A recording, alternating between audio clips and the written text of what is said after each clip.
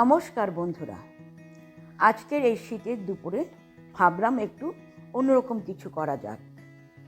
আমার বড় নাতনি ওর বেস্ট ফ্রেন্ডকে বাড়িতে আসতে বলেছিল। এখন তো উইন্টার ভ্যাকেশন চলছে, তাই একসাথে কিছু সময় কাটাবে। তাই একটা ছোট্ট পিকনিক অ্যাপার্টমেন্টের ছাদে রোদ খেতে খেতে করে ফেললাম। আমার নাতনির বান্ধবী অন্ধ্রপ্রদেশের, তাই আজ অতিথি আপ্যায়নটা একটু বাঙালিয়ানা করলাম।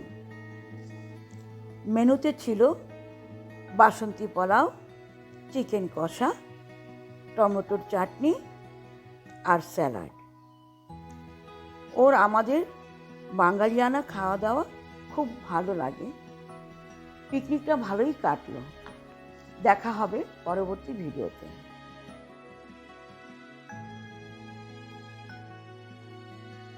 চলো বাচ্চাদের থেকে শুনে নিই পিকনিকের খাওয়া দাওয়াটা ওদের কেমন লাগলো।